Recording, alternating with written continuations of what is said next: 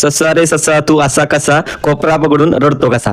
तन्वीनं बरोबर डायलॉग टाकला संस्कृतीवर. कारण कसं माहिती तो ससा आहे ना नुसतं कोपरा पकडून रडतो आणि असला धोकेबाज आहे ना. अरे एवढी म्हणजे हगरी आहे, तिला कळ नाही कोणासोबत डील करावी काय करावं. खरंच तिची हाईट वाढली म्हणते ना ती तन्वीला, तुझी हाईट वाढली पण अक्कल नाही आली तुला. खरंच ती गुडघ्यात तुझं अक्कल आहे, एवढं स्पेशली गुडघ्यात अक्कल आहे ना. ती जाऊन विशाल जाऊन पळून तिला नॉमिनेट करून आलाय आणि ती विशाल सोबत डील करते की नाही. ते विशालचं ऐकून. आणि तुम्हाला एक सांगतो, प्रभूला नॉमिनेट केलं तिनं मान्य आहे, पण प्रभू सोबत तिने डील काय केली, रेवाची डील केली. रेवाची डील केली ती केली. म्हणली की रेवाला केलं तर मी तुला नाही करणार, एवढं धोका द्यायचा. बट ठीक आहे. आणि विशालचं ऐकायचं. आणि जरी प्रभू कोणाच्या गळ्यात नसता तरी प्रभूला सगळ्यांनी मिळून नॉमिनेशन केलं असतं. कारण प्रभूचं नाव आहे ना असं कोरलंय बिग बॉस की नॉमिनेशन मध्ये असणारच तो. आणि हिला काय कारण नको होतं आणि तिने केलं बरं का. आता या गोष्टीनं तिचं काय दिसतंय की ती जाणारच आहे यावेळी, मल्टिपल एलिमिनेशन होणार आहे.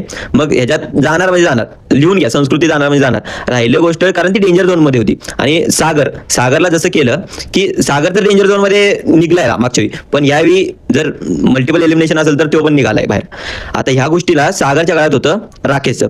आता विशाल पहिला वेळी काय म्हणतोय राकेशला की नको जाऊ बाबा तू, असंच म्हणणं नको जाऊ, मी तुला एक्सप्लेनेशन देतो. कारण तन्वीने जसं बोका म्हणला तो खरंच बोका आहे. तो शेर बीर आहे ना फक्त नावासाठी, काय त्याचं काय नाही, काय दर्जा नाही, काय नाही. तो फक्त एक्सप्लेनेशन द्यायला येतो की मला नको करू असं तसं. राकेशने डायरेक्ट राकेश काय म्हणलं सागरला, तुला जायचं जा, मला फरक पडत नाही. ह्याला म्हणतात शेअर.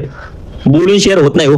बोका हा परत वेळात गेला, तिची लोंबडी बाहेर गेली, हा लोंबडा बी बाहेर जाणार. कारण कसं आहे की सागर सोबत आपलं राकेश सोबत डील करून पण त्याचा काय झालं, राकेशने केलं बरोबर विशालला. आता विशालचं गेम काढणार की तो डेंजर झोन मध्ये जातोय का नाही जात. आणि जर मल्टिपल एलिमिनेशन असलं तरी तो जाणार नाही कारण शक्यता खूप कमी आहे, पण तो डेंजर झोन मध्ये जातोय का नाही हे बघण्यासारखं असेल.